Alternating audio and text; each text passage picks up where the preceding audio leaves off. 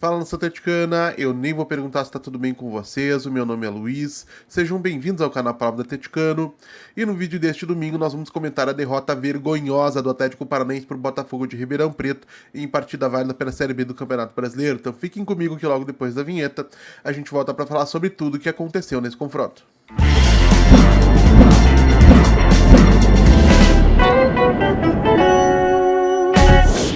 Então vamos lá para falar de Atlético Paranaense 1, Botafogo de Ribeirão Preto 4, partida que teve início às 18 horas e 30 minutos deste domingo, dia 4 de maio de 2025, na Liga Arena em Curitiba, e válida pela sexta rodada da Série B do Campeonato Brasileiro. E o primeiro detalhe que me chamou a atenção para a partida de hoje, e isso mesmo antes do apito inicial, foi a decisão do técnico Maurício Barbieri de manter a escalação do Atlético Paranaense, que enfrentou o Brusque na última quinta-feira lá na Arena Joinville e terminou empatando sem gols com um desempenho bastante criticado pelos torcedores.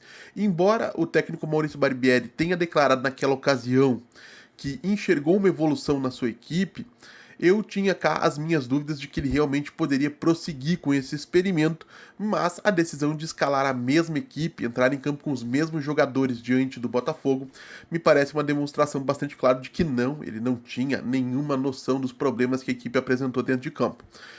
E por mais que o Atlético tenha tido um início de partida ruim nos primeiros 10 minutos, fica difícil a gente realmente fazer uma análise mais ampla do que teria sido essa equipe ao longo de uma partida toda, porque aos 10 minutos a gente tem o lance da expulsão do Abraão, um lance que para mim é bastante polêmico, sei que muita gente entendeu de maneira correta e eu respeito, mas eu vou expor aqui a minha opinião, tá? Quando a gente fala de expulsão de um defensor por chance clara e manifesta de gol, são 4 os critérios que são adotados na análise da caracterização dessa chance clara e manifesta de gol ou não, que são os famosos 4Ds: domínio, direção, distância e defesa. O atacante do Botafogo, Alexandre Jesus, não tinha domínio da bola, ele sequer tinha feito contato com a bola até aquele momento. A bola poderia de fato chegar até ele, como imagino que chegaria, mas dizer que ele tinha de fato domínio do lance naquele momento, para mim, é um grande exagero.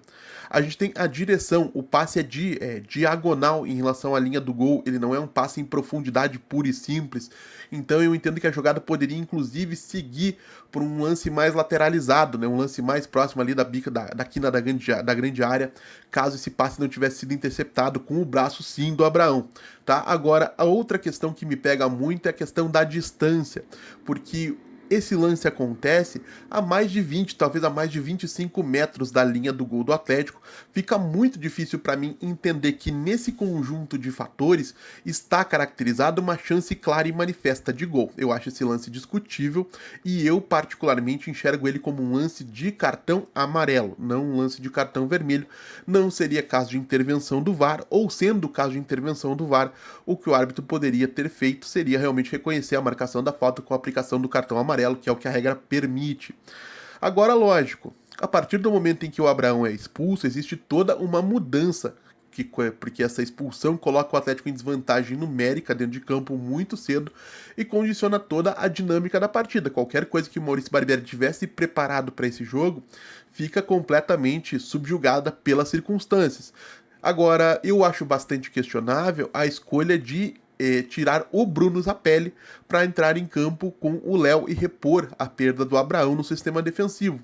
Por quê? Porque para um Atlético que já tem, em linhas gerais, dificuldade para ficar com a bola, tendo um jogador a menos em campo, se você saca o único meio-campista que tem essa capacidade de encontrar bons passes, de reter a posse de bola, de sustentar a pressão aguardando a chegada dos companheiros ao campo de ataque, por exemplo, a tendência é que o Atlético tivesse muita dificuldade para ficar com a bola minimamente, e foi isso que realmente aconteceu nos minutos seguintes, embora o Atlético tenha aberto o placar, salvo engano, aos 16 minutos com o Tevez, tá? Na sequência, a gente tem outro lance que eu considero polêmico, o pênalti assinalado do Luiz Fernando no lateral esquerdo do Botafogo de Ribeirão Preto. Por que é que eu considero esse lance polêmico? E sei que, de novo, muitos torcedores, inclusive do próprio Atlético, entendem que a penalidade foi bem marcada. Quando a gente fala de assinalar um tiro livre direto, que dentro da área é um pênalti, a gente tem 4 critérios a serem analisados, que é a natureza da ação, a intensidade do contato, a intenção do defensor, que pode ser considerada, e influência sobre a jogada ou sobre o adversário. Qual é a minha leitura dessa jogada envolvendo o Luiz Fernando? A natureza da ação é um chute, esse contato existe, eu não tô aqui negando isso. O que eu questiono? A intensidade, porque o contato do Luiz Fernando com o lateral esquerdo do Botafogo de Ribeirão Preto, que eu confesso que me escapou o nome agora, não vou caçar porque não faz diferença para aquilo que a gente tá falando. Ele acontece no final do movimento de chute, já com a perna sem tanta potência, então é uma intensidade baixa. O Luiz Fernando não tem visão do jogador do Botafogo de Ribeirão Preto, então ele não tem intenção e não existe qualquer nível de influência sobre o adversário ou sobre o desenrolar da jogada, porque esse contato acontece depois do cruzamento. Ou seja, na minha visão, não existe tiro livre a ser assinalado, consequentemente não existiria pênalti. E percebam, eu não estou aqui sendo clubista. Quem acompanha o canal há mais tempo sabe que eu raramente me pego em questões de arbitragem. Mas aqui a gente tem dois lances que eu considero discutíveis e que valem a pena a gente trazer de maneira didática questões de nível de critérios técnicos de arbitragem para discuti-los aqui, para que as pessoas possam entender essas minhas opiniões que acabaram sendo bastante debatidas no Twitter hoje. Tá? Agora, isso significa o quê? Que eu entendo que o árbitro errou e condicionou todo o desenvolvimento da partida contra o Atlético. Isso não significa, porém, e a gente vai chegar lá, que eu esteja aqui defendendo o desempenho do Atlético no jogo de hoje ou a manutenção do técnico Maurício Barbieri. Repito, a gente vai chegar nesse ponto, tenha um pouquinho de calma. Na sequência, a gente tem o Botafogo de Ribeirão Preto empatando o jogo na cobrança de pênalti e pouco depois, no final da primeira etapa, a gente tem um gol do Jonathan Cafu aproveitando um rebote feio do Mikael, uma falha realmente muito feia de uma equipe do Atlético que já parecia bastante nervosa, bastante frustrada por conta dos acontecimentos anteriores. E um bom exemplo do porquê que eu tô trazendo a questão da arbitragem hoje, e por que eu tô dizendo aqui que eu não sou clubista, é porque a gente tem nos acréscimos do primeiro tempo o cartão vermelho cancelado pro Jonathan Cafu, que para mim foi cancelado de maneira correta. Eu não tô aqui discutindo ou tentando beneficiar o Atlético, tá? Inclusive quando o Atlético é beneficiado aqui no canal, eu falo.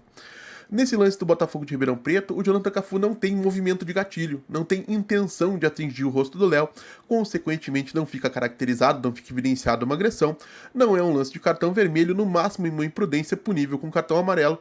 O VAR intervém de maneira correta, o árbitro revê a decisão de maneira correta, para mim sem problema nenhum aí, tá? No segundo tempo, o que me incomodou? A entrada do Isaac no lugar do Renan, porque se o Atlético perde no Bruno Zapelli, o único jogador capaz de reter a bola no meio de campo, o Atlético perde no Renan Peixoto, o único jogador que tem fisicamente uma capacidade de sustentar a pressão dos defensores adversários e aguardar a chegada dos companheiros. Então, gente, se o Atlético tinha pouca capacidade de ficar com a bola até a saída do Renan, era um time muito de correria com o Luiz Fernando, com o Isaac. A partir do momento que a gente. Com o Isaac não, com o Tevez, a partir do momento que a gente não tem o Renan e passa a ter o Isaac nessa figura, o Atlético passa a ser um time de ainda mais correria, ainda mais ou ainda menos controle sobre o ritmo das jogadas, um time que acabou se revelando bastante desorganizado, tanto é que na sequência aí do segundo tempo, o 3-1 e o 4-1 saem sem grandes dificuldades para o Botafogo, que conquista uma vitória com todos os méritos, tá? E uma coisa que me irritou bastante, falei sobre isso no Twitter também, com uma situação já vexatória, 3-1 contra no placar, mais uma uma derrota difícil, um placar difícil de engolir para o torcedor. Aí o Maurício Barbieri se vale de um jogador das categorias de base, ele põe o João Cruz ali por volta dos 70 minutos. E aí, isso me incomoda por quê? Porque o mesmo Maurício Barbieri, que não aposta nas categorias de base em hipótese nenhuma, no momento em que alguém vai se queimar, ele coloca um menino em campo para sofrer o peso dessa derrota. Ele não coloca o Juliano, ele não coloca o Filipinho, ele não coloca nenhum dos veteranos com os quais ele se abraçou ao longo desses quase 4 meses de trabalho, ou pouco mais de 4 meses de trabalho, e coloca um jogador para tentar resolver uma situação insolucionável, porque o time já tinha virado uma bagunça, inclusive com muito demérito do Maurício Barbieri nesse sentido, tá? Aos 76 minutos, o Isaac é expulso de maneira correta, o Atlético fica com 2 jogadores a menos, e aí o 4-1 do Botafogo, que é merecido, acaba ficando até barato, porque nesses 15, 20 minutos finais, aí até o apito final do árbitro, o Atlético poderia ter levado um quinto, um sexto sem grandes dificuldades. E aí cabe a gente discutir a responsabilidade do Maurício Barbieri nessa partida de hoje. O que eu acho, tá? Qual é a minha leitura? a responsabilidade dele por esse resultado especificamente é muito reduzida. Por quê? Porque, seja por erros individuais, a expulsão do Abraão, no lance onde ele leu mal a jogada, o pênalti cometido pelo Luiz Fernando, onde ele leu mal a jogada, o rebote do Mikael, ou seja por decisões de arbitragem, caso você também entenda como eu que a arbitragem errou contra o Atlético naqueles 2 primeiros lances, o o Barbieri tem pouco controle sobre erros individuais cometidos pelos jogadores. Agora, outra situação completamente diferente, ou duas outras situações completamente diferentes, dizem respeito, primeiro, à forma como ele conduziu essa situação. Eu achei que o Atlético piorou muito conforme o Barbieri foi tentando mexer na equipe, e isso sim é responsabilidade dele. E principalmente, não tem nada a ver com a avaliação do trabalho dele como um todo. O Maurício Barbieri não vinha aí numa sequência muito positiva. A desmontagem, a remontagem da equipe para a partida contra o Brusque, que não deu certo e que hoje novamente acabou sendo utilizada, era um indício de que talvez o trabalho tivesse chegado num ponto de não retorno. Tanto é que depois do empate contra o Brusque, eu venho aqui e digo que sim, é o momento de falar seriamente sobre a demissão do técnico Maurício Barbieri, é o momento de demiti-lo.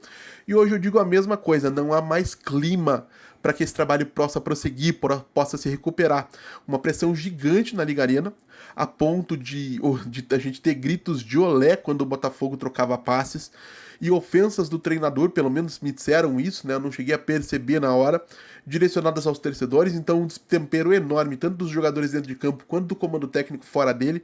Não há mais nenhuma possibilidade do Maurício Barbieri permanecer no cargo de treinador do Atlético. Isso não é uma informação minha, isso é um palpite. Eu acredito que até o final da noite, no mais tardar, o Maurício Barbieri estará demitido, até porque o presidente Mário Sérgio Petralha, presidente do Conselho de Administração, estava na Liga Arena. Imagino que a ordem inclusive já tenha sido dada. Duvido muito que o Maurício Barbieri acorde na segunda-feira de manhã ainda empregado. Se acontecer, inclusive, é um absurdo, mais um motivo para o torcedor se revoltar. Mas quero saber também a opinião de vocês, claro. Deixem aí nos comentários o que vocês acharam do desempenho do Atlético na partida de hoje, o que vocês acharam dessas questões de arbitragem que foram trazidas aqui no vídeo de hoje, inclusive, como eu mencionei, para explicar alguns critérios técnicos de arbitragem. Deixem aí nos comentários também, como sempre digo aqui, eu leio todos. E se você está chegando agora, eu vou pedir que você deixe o seu like, se inscreva no canal Palavra do Atleticano, compartilhe o conteúdo em redes sociais. A gente volta a falar do Atlético Paranaense amanhã aqui no canal Palavra do Atleticano. Muito obrigado mais uma vez pela atenção de todos e até a próxima!